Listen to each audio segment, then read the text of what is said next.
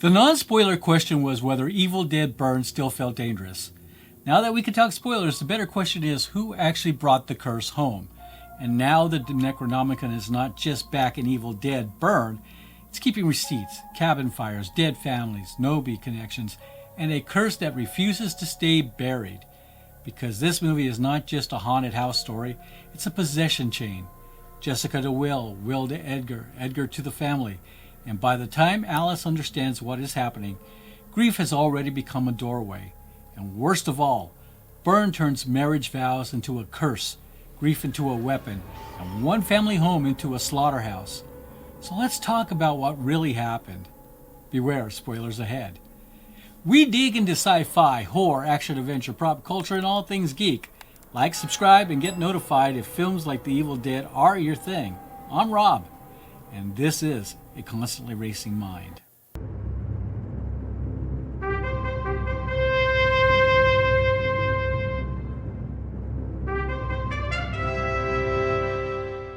Now let's break down the full story and ending of Evil Dead Burn, scene by scene, kill by kill, from the opening at the lake to Alice's final cigarette in the ambulance. The rest of this video is full spoilers for Evil Dead Burn, and it touches on connections to Evil Dead Rise and the wider franchise. So if you haven't seen the movie yet, this is your last warning. Alright, let's start at the very beginning.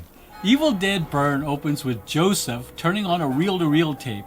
On it, we hear his grandfather, both Will and Joseph's grandfather, talking about the Necronomicon and a group of demon hunters called the Circle of Wise Men. One of the fellow members, Professor Raymond Nobi, yes, that Nobi from the original Evil Dead from 40 years ago or so, Joseph is sifting through piles of material, a large notebook, pages torn from the Necronomicon itself, and newspaper clippings, and there, in black and white, is a reference to the cabin fire from the end of Evil Dead 2013. This isn't just a prop, this is a timeline document. Someone has been tracking the curse. Joseph also finds a bundle of daggers carefully wrapped in cloth. As he unwraps them, we hear his grandfather's voice on the tape warning that the knives need to stay wrapped and sealed. Of course, Joseph doesn't listen. Of course he unwraps them. And of course, evil is unleashed. We shift to a nightclub, a very loud nightclub, where Will, Alice, and Thia are celebrating Joseph's birthday. This is our introduction to the family dynamic, and it's tense. Will owns the restaurant. He's controlling, he's critical of Alice in front of others, and the night starts going downhill fast. They give Joseph an expensive writing pen as a gift. He claims it's from both of them, a small gesture that immediately feels off. Then Alice gives him, Joseph, and Thia a black-white photo of the two of them, and something snaps. Will is set off. They end up outside. The argument escalates. He criticizes her smoking, her drinking. The real knives come out when he brings up the baby, or rather, the lack of one. He tries to bully her into submission, but Alice won't have it. Already drunk, Will storms off. Joseph tries to stop him from driving. He doesn't listen. He drives away. It's at a familiar location, the lake from Evil Dead Rise. We see Jessica, the Deadite from Rise's opening sequence, out on the water with two fishermen. She's already possessed, and the movie wastes no time showing how dangerous she is. Jessica murders both fishermen at the lake, re-establishing the idea that this demonic force is still active and still spreading beyond one isolated incident. After the killing, she walks from the lake to a nearby road. Instead of hiding, she deliberately steps into the traffic and gets hit by a car on purpose. As the car crashes and begins to burn, Jessica recites an incantation, which transfers the demonic force into the driver of the car, Alice's husband, Will. In other words, the evil that started with Jessica in Evil Dead Rise rides that crash straight into Will, making him the next vessel for the Kandarian demon. Now, we are starting to connect the films in the franchise, so hopefully, they start making more connections. Here, the movie jumps to Will's funeral. Alice is grieving, surrounded by Will's family, including his father, Edgar. The mood is heavy, and on the surface, this looks like a conventional funeral scene. At one point, Edgar asks the others for 5 minutes alone with his son. The rest of the family leaves him in the room with Will's body. Knowing that this is an Evil Dead film, you just want to shout at the screen. Edgar opens the coffin, and this is where the horror kicks back in. A burnt, dead-eyed version of Will suddenly escapes from the coffin. He kills the morgue operator, and in the process, the demonic force possesses Edgar.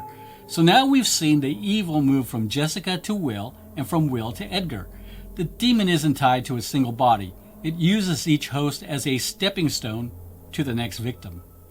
Before we dive deeper into Burn, I want to talk about another film that connects to this franchise in an unexpected way. Lee Cronin's The Mummy. For those who don't know, Cronin directed Evil Dead Rise before moving on to his own take on the Universal monster. And while The Mummy is a standalone film, Cronin has confirmed that it exists in the same universe as his Evil Dead entry. The connection comes through Professor Bixler, an archaeologist in The Mummy who helps explain the curse at the heart of the film. If that name sounds familiar, it's because Beth Bixler is the protagonist of Evil Dead Rise. Cronin has said that the shared surname is intentional, a distant relative nod that ties the two films together, but the connection goes deeper than that, just a name drop. In Cronin's The Mummy, possession isn't treated as a haunting. It's treated as a biological contagion. The entity functions as a viral superorganism or ancient pathogen.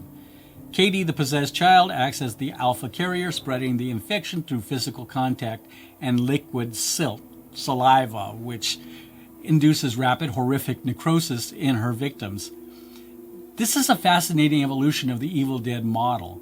The Deadites in Rise were already aggressive and cruel, but Cronin pushed the concept into more visceral territory, possession as a disease you can catch, with symptoms that you can track. Myself and others have noted that Katie's possessed state heavily mirrors a Deadite. I think I even called her one in my review. She engages in cruel, bizarre psychological taunting before spreading the infection, such as asking her sister how her little piggies taste right before the pivotal foot-licking scene. It's the same mocking cruelty we've seen from the Deadites across the franchise, but applied through a different lens. Cronin himself has drawn a clear line between the two films. He described the relentless, bloody escalation of Evil Dead Rise as a rocket ship fueled by blood, a straightforward, escalating assault on the audience. By contrast, he described The Mummy as more of a maze, a psychological experience meant to keep the audience completely off balance, where you don't know whether you're going to go left or right next, but you're not in control. That distinction matters for Burn because Sebastian Vanacek is working in the same sandbox but making different choices. Burn isn't a rocket ship or a maze. It's a pressure cooker. The family home, the grief, the Deadites, all of it is designed to crush Alice from all sides simultaneously. There's no escalation to track and no maze to navigate, just suffocation. Talk about the deeply troubled dynamic between Alice and her late husband, Will. The movie establishes early on through flashbacks that their marriage was incredibly toxic, with Will being a rude, mean, and abusive partner who inherited his family's deeply ingrained toxicity. Because of this trauma, Alice is far from your typical grieving widow after he dies in a car crash. She shows up to the funeral dressed casually in a hoodie, openly admits she didn't prepare a speech, and refuses to wear her wedding ring, which instantly creates tension with the in-laws who already resent her. This abusive history is actually central to the horror itself. The movie uses the demonic possession to physically manifest the underlying evilness of Will and his family, proving the film's premise that the vows Alice took in life will truly haunt her, even in death. After the funeral incident, the family decides to leave town and head to a more personal location, the abandoned boarded-up house where Alice and Will originally got married. This is the central setting for the film. The house is isolated, weathered, and already feels haunted by how run down it is. For Alice, this place carries emotional weight. It's where she pledged her vows. For the audience, it's clearly being set up as the Evil Dead cabin, a confined arena where the demon will pick them off.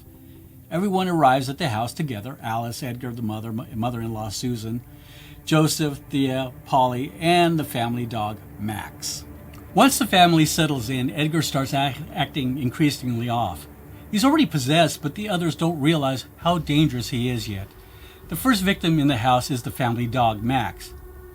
Don't do bad things to animals, especially dogs. This part my wife hated. Edgar murders the family dog brutally, graphically, with no hesitation, and then collapses to the ground looking wounded.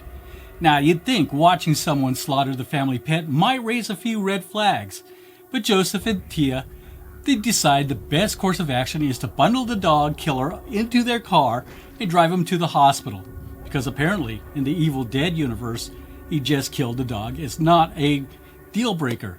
Predictably, Edgar goes full deadite mid-drive and murders Thia in the car. Shocking? No? Avoidable? Absolutely. In one of the most memorable kills in the film, he impales Thia's face with a car seat headrest, turning a mundane car interior object into a lethal weapon. It's quick, savage, and designed to make you wince at how an everyday item becomes a tool for demonic violence. Right after that, Edgar takes a gun and blows his own brains out. So, in one sequence, we watch him kill the dog, kill Thia in a shocking way, and then apparently kill himself. But in Evil Dead terms, self-destruction doesn't necessarily mean he's finished. Meanwhile, Alice wanders away from the main house and discovers a shed on the property. Inside the shed, she finds the Necronomicon. In this story, the book has been kept by the family's grandfather, a man with a history of fighting deadites. He wasn't just a random victim. He possessed Kandarian daggers and a record of encounters with these demonic forces. The Necronomicon in this film is presented like a journal or a scrapbook, full of notes and clippings.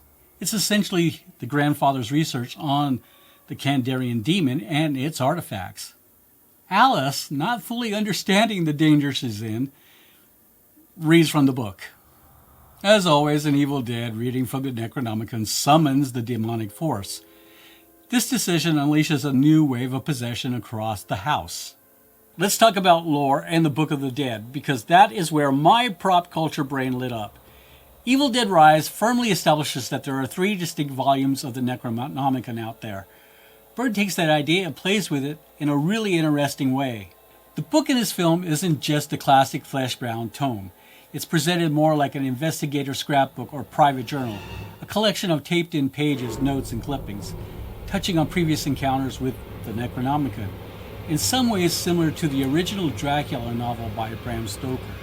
As our characters flip through this journal, you get visual nods to the 2013 cabin events, including a newspaper clipping about bodies found in a cabin fire.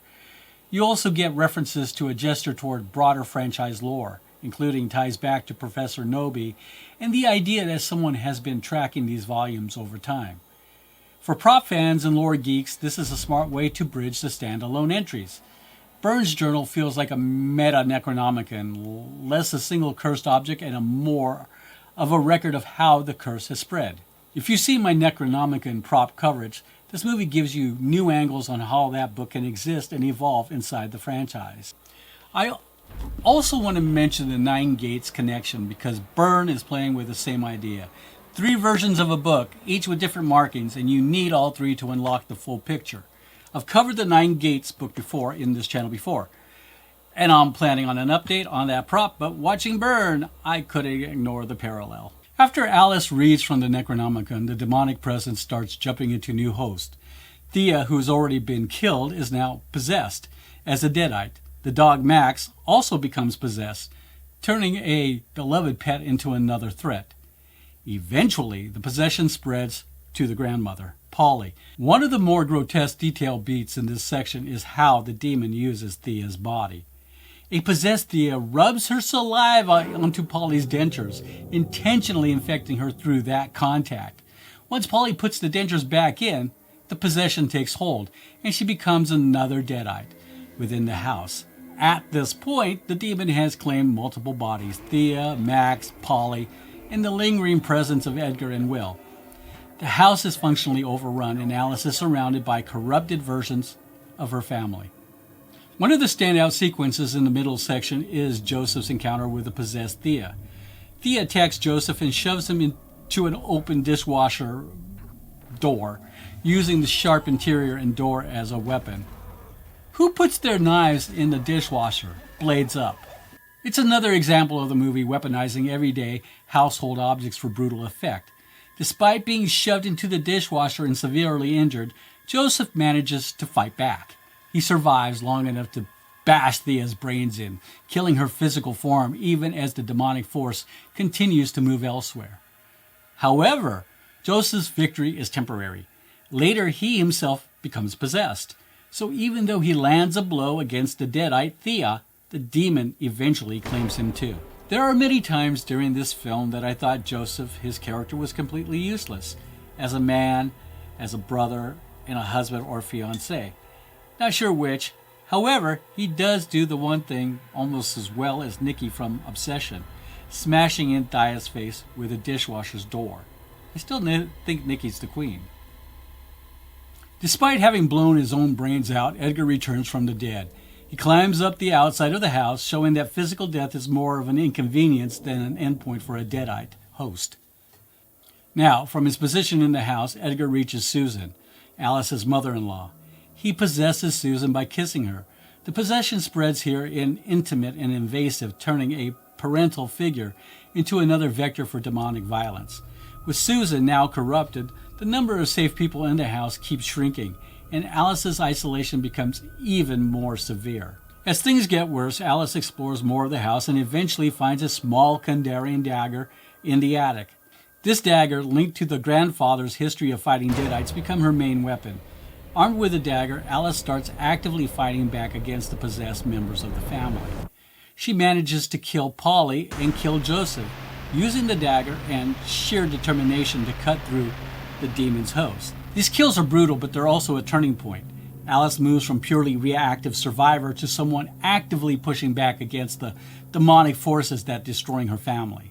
The story builds toward a chaotic vertical climax. Alice escapes up the roof of the house, trying to get away from the possessed family members closing in on her. Up there, she uses a buzzsaw to fight Edgar and Susan. In the struggle, she slices them with the buzzsaw while simultaneously falling down through the chimney. The sequence combines falling, fire, and dismemberment into one frickin' amazing frantic set piece. As she tumbles down, the buzzsaw and the impact burn Edgar alive, leaving him charred inside the chimney. So Susan, also attacked with the buzzsaw, is also taken out in the process, removing two major possessed threats from the board. It's a physically exhausting moment designed to leave Alice and the audience feeling like they've been through hell. After the chimney sequence, Alice still isn't done. She uses the Kandarian dagger to finally kill the demon dog Max, ending that particular threat.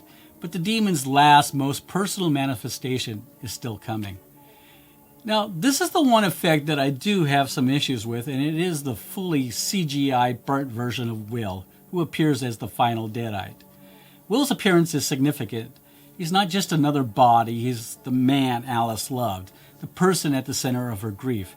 Now he stands in front of her as a scorched, demonic version of himself, representing the logical endpoint of the possession chain that started at the lake. He is the reason we're all here. So I think it's fitting, and it ties the whore to the marriage, or the marriage to the whore, depending on how you see it. Will chases Alice into a construction area, pushing the confrontation out of the house and into a new hazardous environment.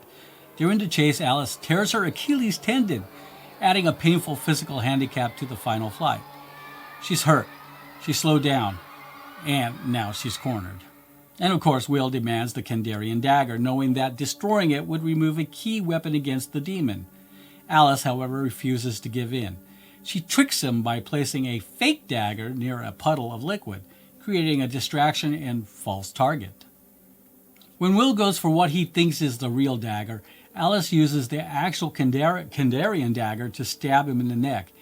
And she doesn't stop there. Then she destroys the face with her bare hands, literally tearing into him, until the demon's hold is broken. It's a vicious, intimate fight, and the way she annihilates his face feels both like self-defense and brutal release of everything she's been holding inside. After the fight with Will, the movie shifts into its final moments.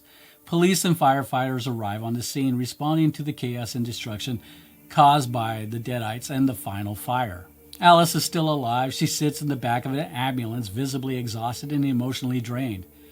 In the last image we get of her, she's smoking a cigarette. It's a quiet, grounded gesture after everything we've seen. A small human act in the aftermath of overwhelming supernatural horror. Now, I'm thinking of Samara Weaving's Grace from Ready or Not films. The movie doesn't spell out what comes next for Alice, whether the demon is truly contained or where this event fits in the timeline of the other movies. It simply leaves us with her scarred, alive, and briefly at rest as the emergency lights flash around her. We can all breathe now.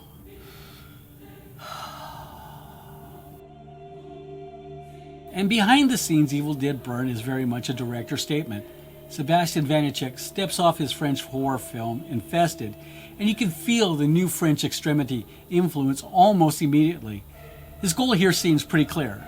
Make a nasty film that hurts, push the audience into a space that feels physically exhausting, and turn the violence into something you experience rather than just watch. The movie leans hard into contained panic. The house feels like it keeps tightening around Alice. Walls close in, hallways get more dangerous, and the camera often refuses to give you the relief of a cut. This isn't Raimi's playful cartoon evil. It's raw, bloody horror that wants to leave you drained.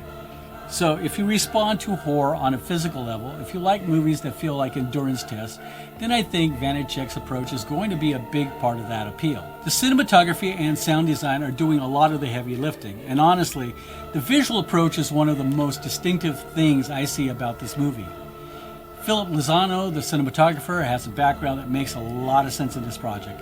His recent work includes Cobweb, The Nun 2, Marianne, and Mad S, a French zombie film built around the illusion of one continuous take, which, by the way, was inspired by the German film Victoria, which starred Leia Costa from Lee Cronin's The Mummy.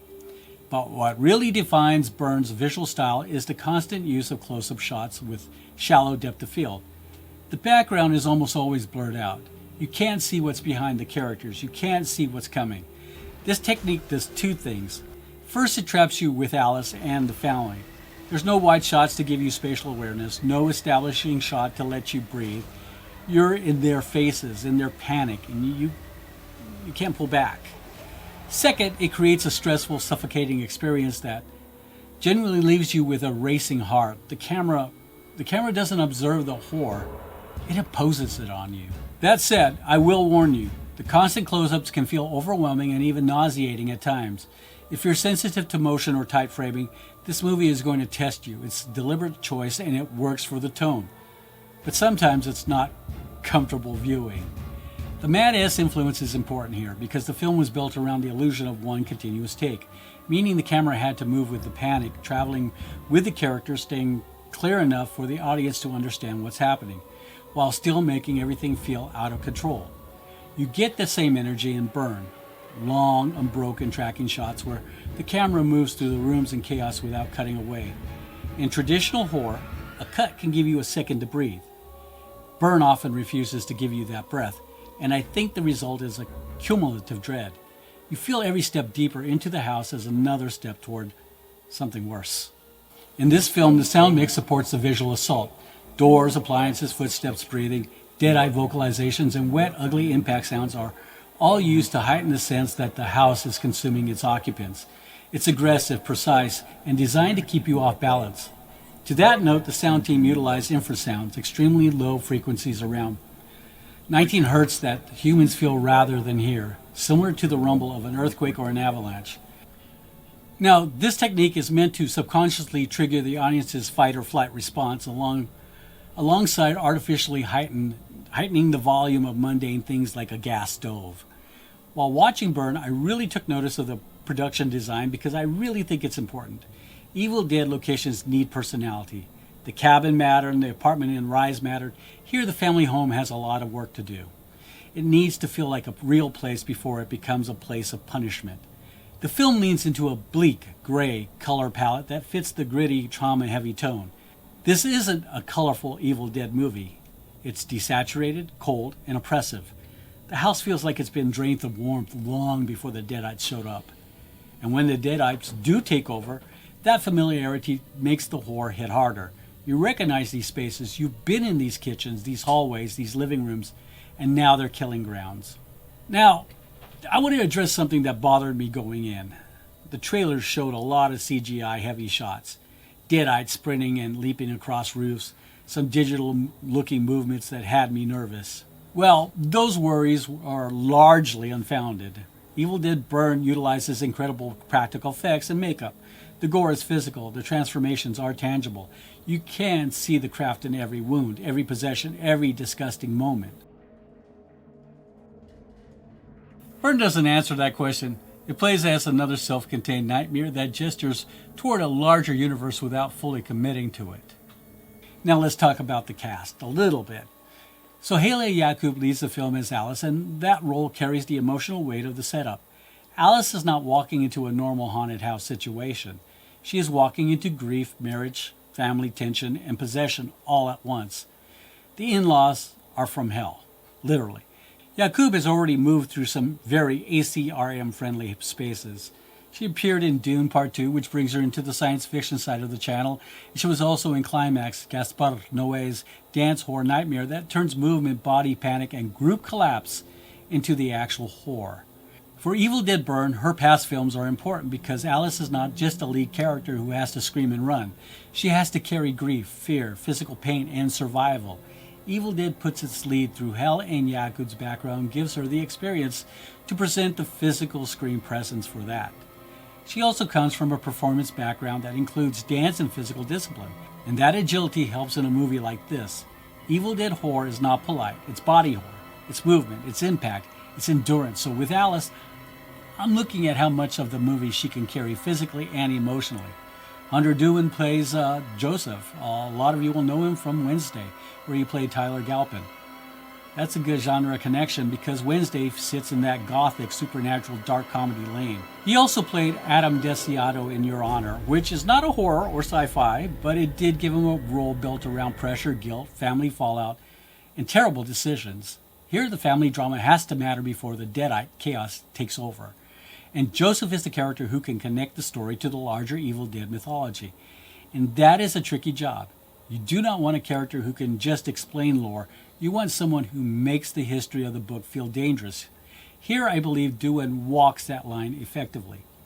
Candy Wright plays Susan, Will's mother and Alice's mother-in-law. I believe horror fans may recognize Wright from Pearl, where she played Ruth, Pearl's mother. To me, that is a strong connection for this film because Pearl is also about family tension, control, repression, and a house that becomes emotionally poisonous before it becomes violent. Wright also appeared in Love and Monsters, which fits the sci-fi and creature feature side of the channel, and Jack the Giant Slayer, which is the fantasy adventure side. Errol Shan plays Edgar Price. Shan has a long career across New Zealand, Australian, and international productions, and a lot of his work fits the heavier side of genre storytelling. He appeared in Sweet Tooth, which, as you know, is a post-apocalyptic fantasy with a strong survival edge, and Chief of War and Roman Empire, which bring action, history, and brutal power struggles. And I think with this kind of background, his casting makes sense for Evil Dead Burn because Edgar Price sounds like the kind of character name that belongs inside a cursed family story. And in this version of Evil Dead, the family members need to feel like people with history before the blood starts flowing. Maud Davey plays Polly. Davey has worked across film and television for years, with credits that include The Dry, The Newsreader, Apple Cider Vinegar, and The Leftovers. Her work with The Leftovers is the big one. That show sits in a strange place between grief, mystery, faith, trauma, and the unexplained. Evil Dead Burn starts with grief before it turns into possession horror. George Puller plays Will. I'm keeping this brief because the setup already tells us Alice is dealing with the loss of her husband, and I do not want to step too far into the plot territory here. Puller's credits include It Only Takes a Night, Moonrock for Monday, and Barons. In this film, the key point is not that he brings a long horror filmography, it is that Will is tied directly to the emotional engine of the story. Alice is not just walking into the house for fun. She's walking into grief. She's walking into a family that belongs to someone she lost. Joseph's girlfriend, Thia, is played by Lucianne Buchanan, and as I just mentioned, Errol Shan plays Edgar Price. What is interesting is that they are both New Zealand actors with some overlapping genre and streaming work. Buchanan is widely known for The Night Agent, while Shan has appeared in Sweet Tooth and Chief of War, two projects connected to Buchanan's recent screen world as well. This gives Evil Dead Burn a cast with a strong New Zealand screen industry backbone, which makes sense given how much modern genre work is coming through that pipeline. What I like about the casting approach is that Evil Dead Burn is not selling itself on legacy characters. It's not asking us to clap because someone familiar walked in the frame. It's asking a new group of actors to make a new nightmare work. That, I think, is the right move for this movie. Evil Dead can survive without Ash if the new story has a strong location, strong victims, nasty deadites, and a lead character who can take the audience through hell. And then there's Sam Raimi. Raimi is not directing Evil Dead Burn, and as producer he still matters, obviously because he created the whole thing with Evil Dead in 1981 when he was only 22 years old, and his influence is all over the place. This franchise exists because Raimi, Rob Tappert, and Bruce Campbell took a small, nasty cabin horror movie and turned it into one of the most recognizable horror brands ever made. And what I like about the modern Evil Dead run is that Raimi has not forced every new movie to become an Ash Williams reunion tour. The modern films are using Evil Dead more like a curse that keeps moving. New people, new places, same evil. And I think that is the right way to keep the Necronomicon alive. And as producer, Raimi's role is not just protecting a title, he's protecting a set of instincts.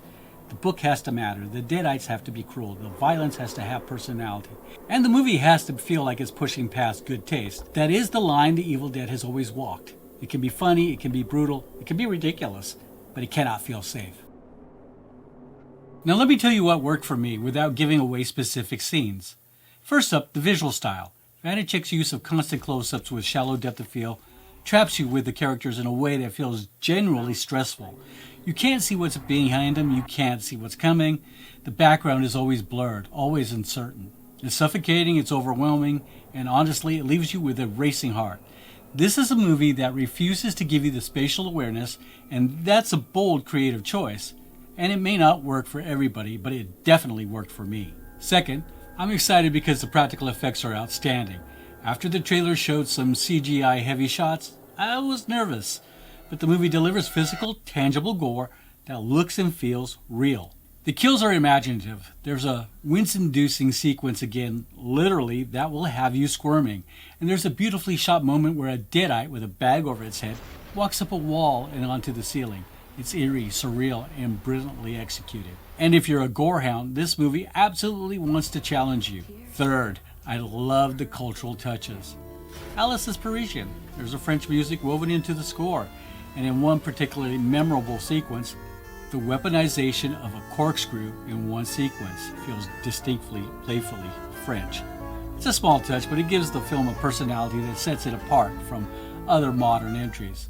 Fourth, the lore connection. If you're a hardcore fan, this is arguably the most lore-heavy Evil Dead movie we've ever gotten. The movie connects the modern franchise together brilliantly. The house they are trapped in is the exact same location used for Ruby Noby's house in the Ash vs. Evil Dead TV show. On top of that, the Necronomicon in this film looks like an investigator scrapbook, complete with newspaper clippings directly referencing the 2013 cabin fire.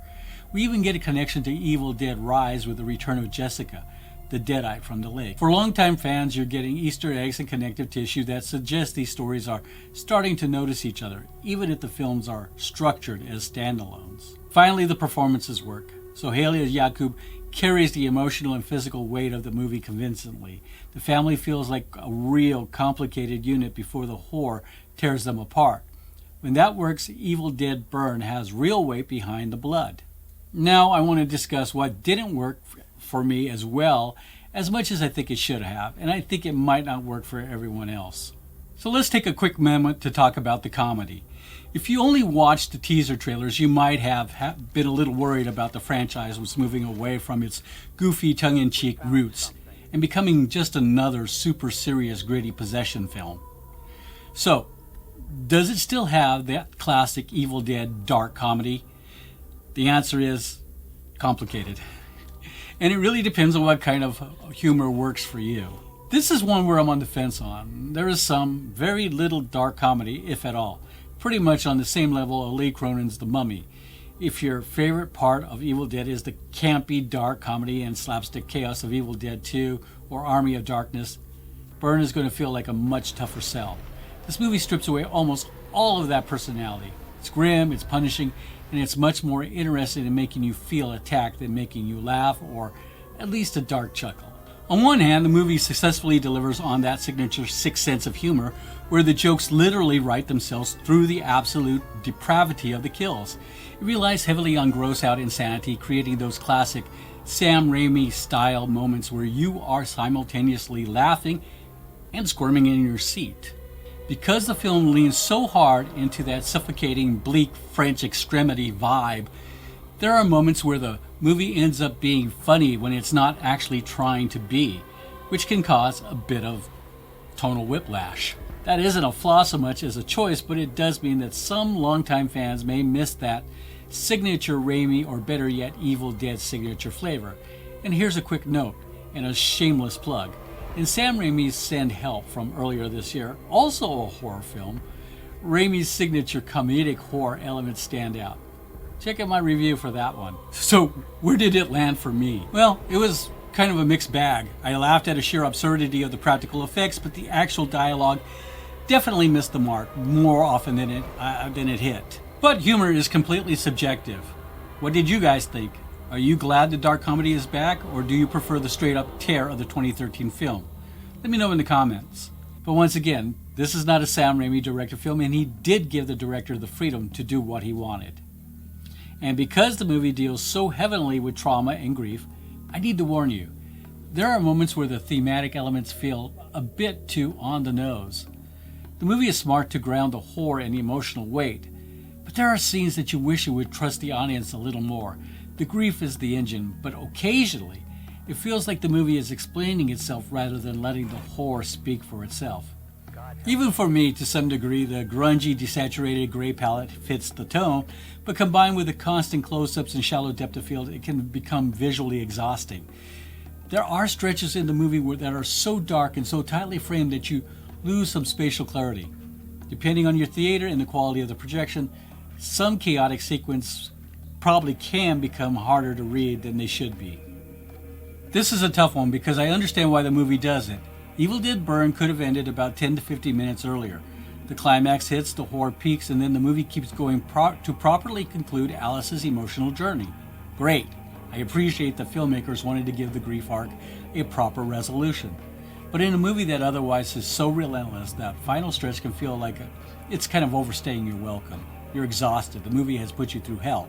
And then it asks for just a little bit more patience. It's not a deal breaker, but it's a pacing issue worth noting. It could have been trimmed a bit. We were exhausted. I had the same thoughts about Lee Cronin's The Mummy, with the final scene inside the Egyptian prison. So, if you watched the red band and green band trailers before seeing the movie, you might feel a little cheated. The marketing gave away a lot of the major plot beats and gnarly kills. It felt like it put a little too much of the movie's best mayhem into the promotional material. But then again, that may be where we are as a society wanting more up front. While Evil Dead back in 2013 and Evil Dead Rise in 2023 operated as isolated events, Burn actively bridges the gap between the films. The highly anticipated post-credits scene features Alyssa Sutherland reprising her role as Ellie, the Deadite mom and Beth's sister from Evil Dead Rise. We also see the Deadite character Jessica from the opening sequence of Rise.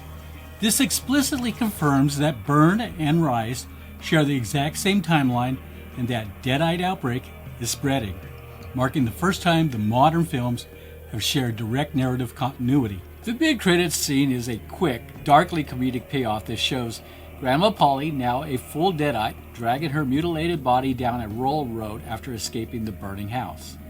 A passing female driver stops to help the seemingly injured elderly woman. Polly plays up her vulnerability for a moment before brutally attacking the Good Samaritan, telling her, "He stole my legs, but yours will do just fine." Now the post-credits scene. This is a real shocker. The scene takes us back to the crematorium where Will's funeral was held earlier in the film. The crematorium owner leaves her young daughter alone in the room filled with unclaimed urns. The girl starts reading the names out loud. One of the urns bears the name Ellie Bixler, the single mother who became a terrifying Deadite in Evil Dead Rise. As the girl looks in a mirror, a voice calls out to her. Ellie's reflection appears in the glass. And moments later, the Deadite herself materializes in the room. She unalives a child and delivers her chilling callback line. By having Alice survive the grueling events of the film, she joins the ranks of Mia from the 2013 film and Beth from Evil Dead Rise. Because Army of Darkness established that there are 3 distinct volumes of the Necronomicon Ex Mortis in existence, analysts and fans heavily theorize that the franchise is orchestrating a ghost beater convergence. Each modern movie seemingly tracks a different volume of the book, positioning Mia, Beth, and Alice as the 3 separate survivors of 3 separate Necronomicon events, who may eventually cross paths. The book found in Byrne reshapes the timeline by proving that someone in-universe is actively tracking the franchise history. Rather than a traditional flesh-bound tome, this book resembles an investigator's scrapbook. It contains notes mentioning Professor Nobi, the man who originally unleashed the evil in the 1981 film, alongside newspaper clippings directly referencing the 2013 cabin fire. This confirms that the events of the original Ash Williams trilogy and the 2013 reboot all happen in the same world, and that human investigators have been trying to piece the timeline together. The ending leaves Alice as a survivor of a massacre that took place in a very specific location, the exact house used as the residence for the demonic Dark One, Ruby Nobi, in the Ash vs. Evil Dead television series. While some argue that this is just a reused filming set, others point out that in the Evil Dead universe, places remember. This suggests that the evil in the timeline isn't just summoned by reading the book, but it is permanently embedded in certain locations that serve as conduits for demonic energy long after the initial outbreak. Finally, the film establishes that Joseph's grandfather previously fought the Deadites, possessed the Kandarian dagger, and had connections to Professor Nobi. So hopefully this backstory directly sets the stage for a next confirmed film in the franchise, Evil Dead Wrath, which is a prequel set in the 1970s. This reshapes the timeline by showing that the battle against the Deadites has been a multi-generational ongoing war that predates Ash Williams' original trip to the cabin. So as of this recording, Evil Dead Byrne has a 72% on Rotten Tomatoes based on 128 critic reviews. The popcorn score meter reads at 81% with more than 250 verified ratings. Metacritic is coming in lower at 55 out of 100 based on 34 critic reviews, which puts it in mixed territory. However, the audience score shows 7.0 with 18 verified users. IMDb holds at 6.9 out of 10 and Letterboxd shows a positive 3.5 out of 5. And CinemaScore gives it a B. It's still early and these scores are changing. Since I got home last night and started recording, I have seen the scores drop from the high 70s at 77 on Rotten Tomatoes to where we are now. Now, Metacritic has only dropped a point or two since I started. IMDb and Letterboxd is holding steady at 6.9 out of 10, and of course a 3.5 out of 5. On the constantly racing mind scale, Evil Dead Byrne lands somewhere between a 4.5 and a 5. I'm kind of wavering on that one. Some of the issues I mentioned kind of bring it down a little bit. But for me, this movie that succeeds at physical horror more than anything else. It wants to hurt, it wants to exhaust, and it wants to make the Evil Dead name feel dangerous again. For hardcore Evil Dead fans, this is something that you need to go see. You definitely have to be there at the theater, waiting with your popcorn and drink. The lore connection and brutal set pieces make it essential viewing, even if you miss the dark comedy. For general horror fans, this is probably something you need to get an acquired taste to, but it's a definite must-see. If you like grim, punishing horror with inventive gore and a grief-forward emotional core, this delivers. But if you need tonal variety or levity, temper your expectations. And for viewers who do not like gore, body horror, or mean-spirited possession movies, this is an easy warning. This franchise is not here to be gentle. As for mid and post-credit scenes, there are some, so go ahead and take a look. Keep your seats, don't go anywhere, stay put. As we were waiting for the film to start and the previews were playing, a Jason Statham preview began. I turned to my wife and said, "When watching any Statham film, you know what you're getting into. Jason's doing the same thing every film. We go because it's familiar and fun. So too are the Evil Dead films. You're going to get a story about Dark Lord, Deadites, insane blood and gore, maybe some dark comedy, hopefully some new props, and ultimately a final girl. This film checks all the boxes for me. Some better than others, but that is why this is not a solid 5 out of 5. The audience I was with said they liked it. However, one lady and her kid left right as the third act was starting. The kid shouldn't have been there. I like to see films over and over. I saw The Mummy back to back. This week I rewatched 2013's Evil Dead and Rise several times while getting ready for this film. However, I will need at least a few days to recover from this film before I do a rewatch.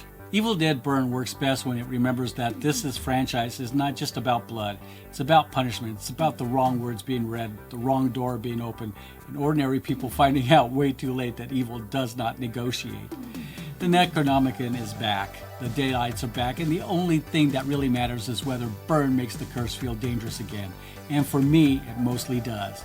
But whether it earns its place alongside the best of the franchise, that's a conversation I want to have in the comments. Well, those are my spoiler takes on Evil Dead Burn. If you have seen it, you know exactly what I'm talking about. Drop your reactions in the comments. Did you catch the post-credit scene? I had to severely edit my cut with Ellie and the little girl for obvious reasons. So let's talk about it. And if you haven't seen it yet, what are you waiting for? Go watch it, then come back. So for more sci-fi, horror, action-adventure breakdowns, pop culture deep dives, and all things geek, you're already in the right place. A constantly racing mind. Thanks for watching, and as always, keep your mind racing and your eyes on the screen. Take care.